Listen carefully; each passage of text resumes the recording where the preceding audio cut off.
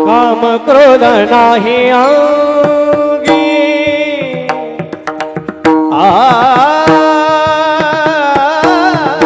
काम क्रोध नाही अंगी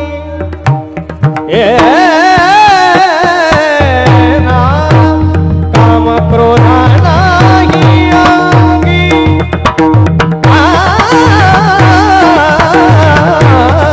काम क्रोध नाही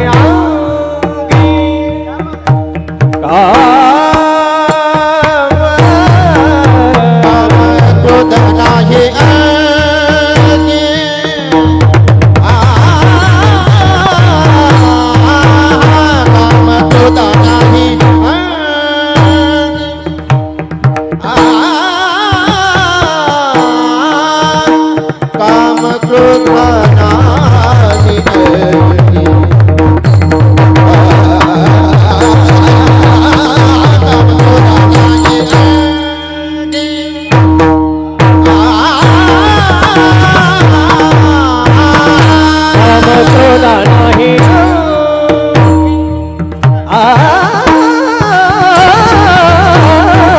काम क्रोध नाही अंगी काम क्रोध नाही अंगी काम क्रोध नाही अंगी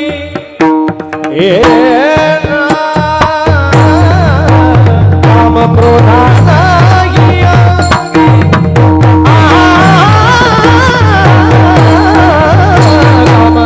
नाही अंगी काम क्रोध नाही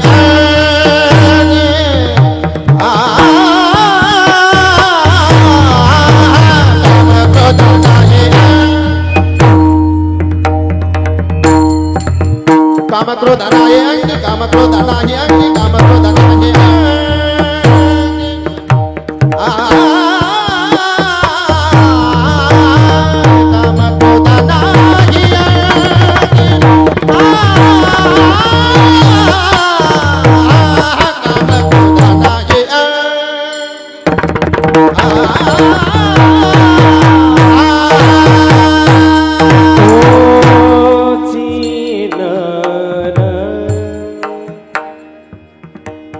जन्मला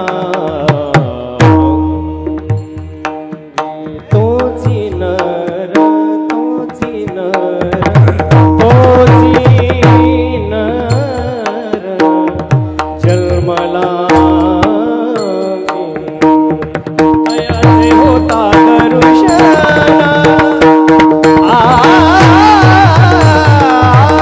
तयाचे होता दरुशन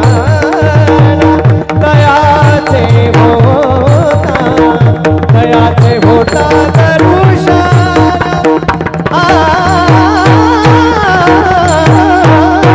तयाचे होता दरुशन तयाचे होता दरुशन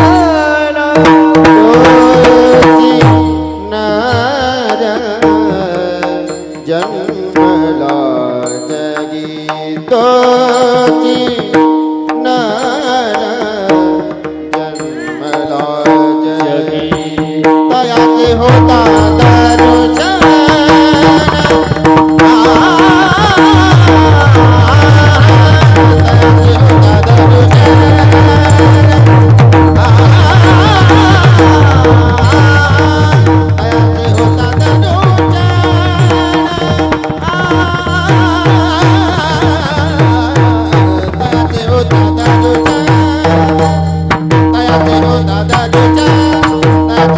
दादा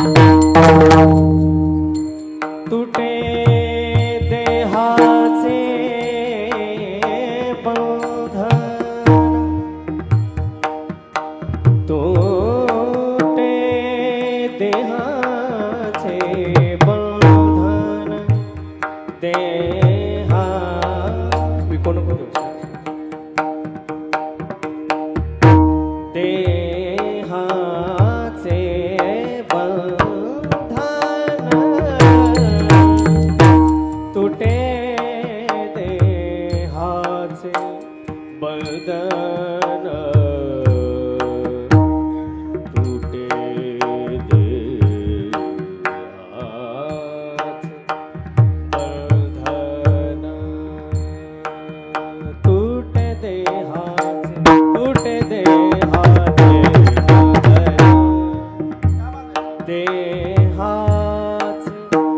देहाचे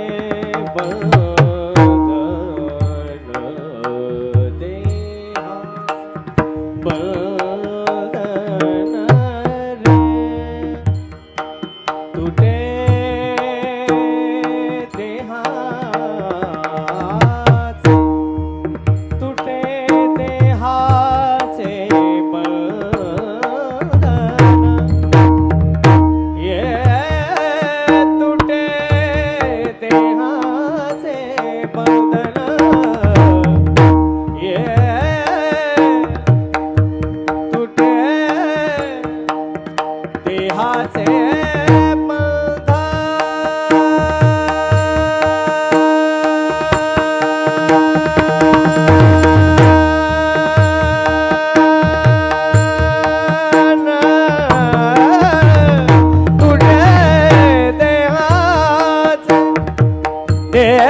देहाचे बंधन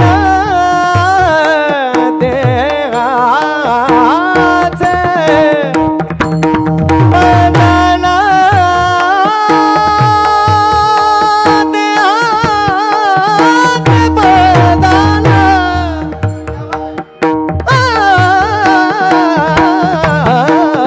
तुटे देहाचे तुटे देहाचे तुटे देहाचे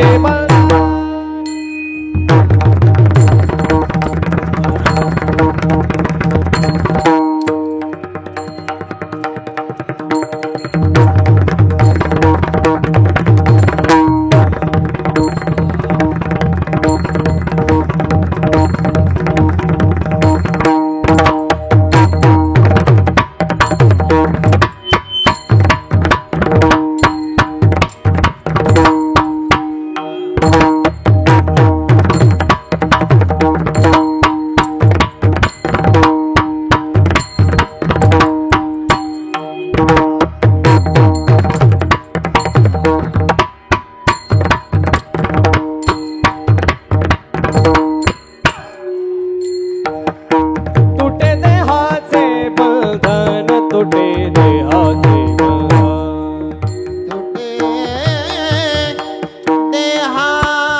देहाचे बंधन तुटे देहाचे बंधन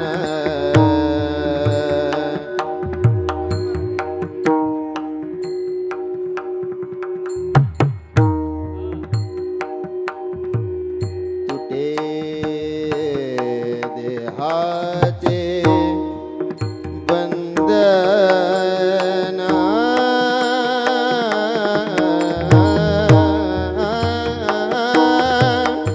तुटे देहाचे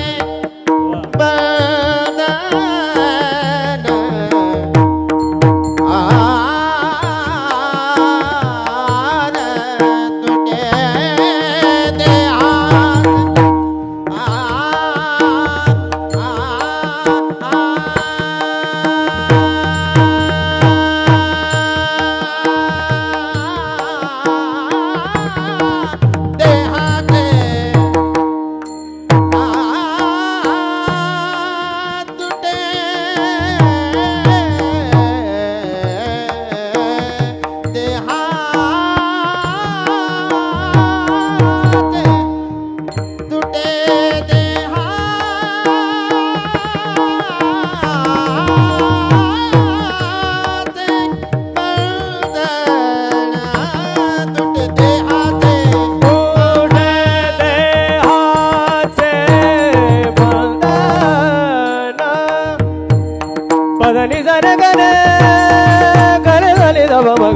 मद पदनी पद सा पदनी पद करे दाले दा प म ग रे ग म दा ता दा दा दा रे ग म दा ता दा दा दा रे ग म दा ता तुटे देहाचे बंधन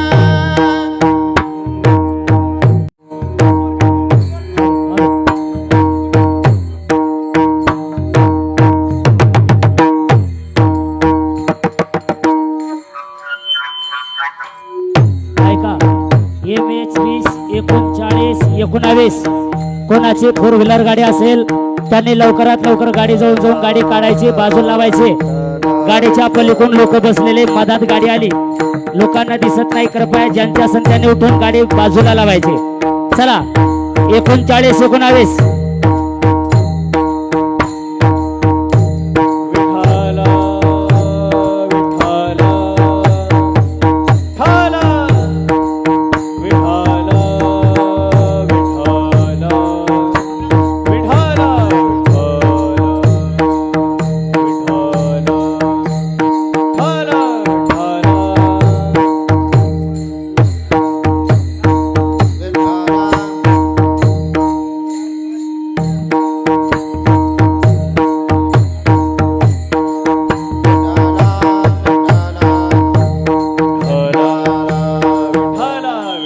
टाळी टाळी आवाज द्या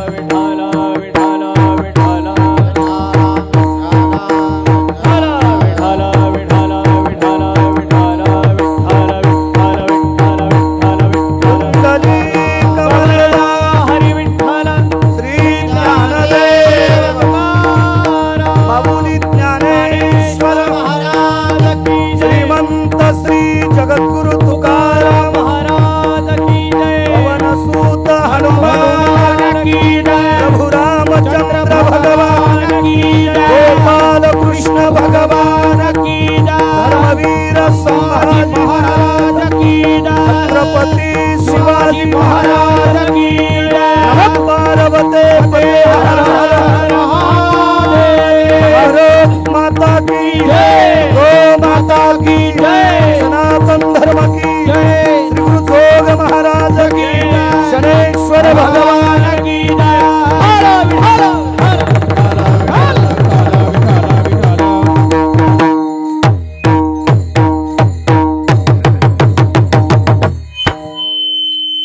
काम क्रोध नाही अंगी